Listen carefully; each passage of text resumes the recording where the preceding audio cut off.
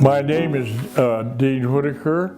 I'm called Dean, of course, and I was in the 8th Air Force as a bombardier navigator in a B-17. I joined the Army right out of high school, so when I passed the test, I made enough to be an aviation cadet. On my first mission, I received a Purple Heart. I was wounded and about blinded. I stayed in the hospital 4 days and had my eyes cleared up. 5 days later, I was back flying. So we went in to be sure our target was there. And at that altitude, the Germans shot at you with everything they had. I could see the flashes coming up from the ground, and I thought, boy, we're going to get shot up. When we were approaching Mercersburg, we saw the flak made black when it exploded, and it was really bad. I said, man, we're going to have a heck of a time getting through that. And as soon as we got out of the flak, we were attacked by the German fighter planes. Of course, they didn't want to fly in the flak, so they just waited until we get out. We were attacked from the rear by the first wave of German planes. The pilot said, everybody get ready, we got to get rid of this. We can't maintain our altitude, we're going down. He's right, because it was on fire, the plane was on fire. This was at 28,000 feet. So he said, get ready to bail out. The bullets were just whizzing by me, and the Germans on the ground were shooting at me. And I said, man, I hope they're bad shots. And they were, because they didn't get hit. But I get down close to the ground, I heard cheering. I thought, what the heck is going on down there? I looked down and saw a group of soldiers, a group of men in this confinement were waving at me. They were English prisoners in a prison camp. And luckily, a soldier from this prison camp came out and made the Germans not shoot me. They killed 4 of my crew members that day because they lit too far away from the camp.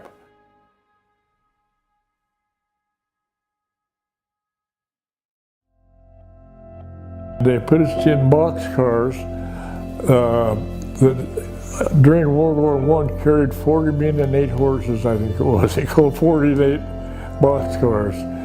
And so in the boxcars, there were so many of us, there was not room to sit down. You stood up. During that time, the 4 days, some of the fellows were pretty bad. In fact, one of them died in the car we were in, and so we put him in the corner and didn't mention it to anybody. The Germans, we didn't get fed what we were supposed to. We were on hospital rations. So we're sleeping in tents, and you had to sleep on the floor because you get out of the rain. And I had dysentery real bad. When the Russians got close to us, Hitler wanted us as hostages because there's 4,000 officers here. And he wanted to put us someplace for security for him. So Christmas, Germans says, "Vámonos, let's go."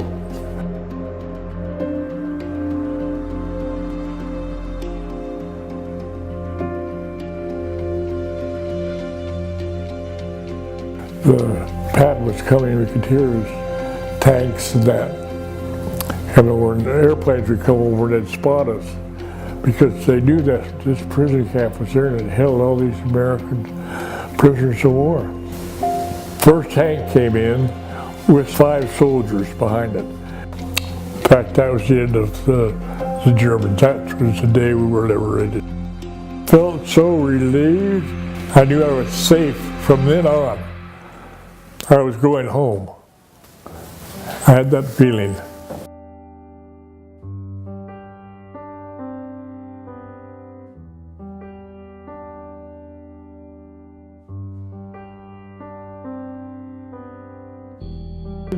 Paul, my co-pilot from Pennsylvania, he had a VA in Pennsylvania that he goes to, and he says, go to the VA and they'll give you probably a 10% disability.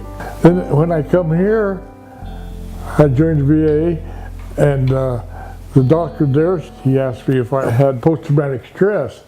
I says, no, I don't, but my wife thinks I do, because when we're sleeping there, I'll kick and travel around, kick her out of bed practically, think I'm still in the prison camp doing something.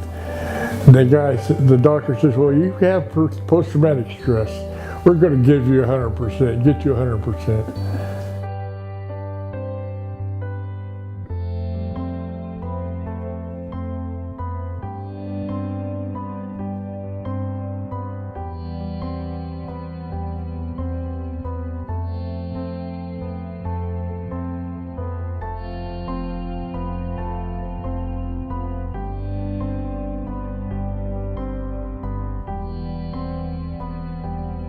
Hi, my name is Miliano Sachs. I'm 18 years old and I've been working for Dean for a couple of months now as his chauffeur. Okay, don't worry. Yeah.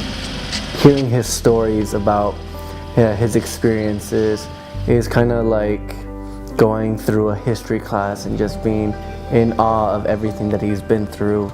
And it's quite an amazing experience to be able to hear stories, not from a book, but from word of mouth, from the person who's actually lived it.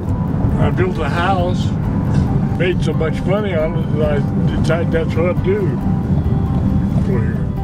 $10,000 on the house when we sold it.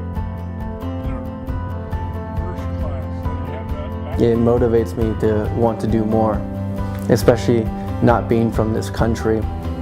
But this country has given me so many opportunities that I want to give back, and I thought the best way would be the military.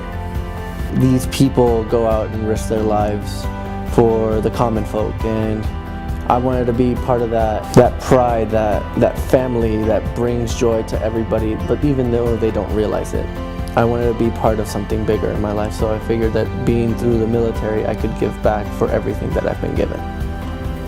I wanted to join the service because some way I wanted to protect our country.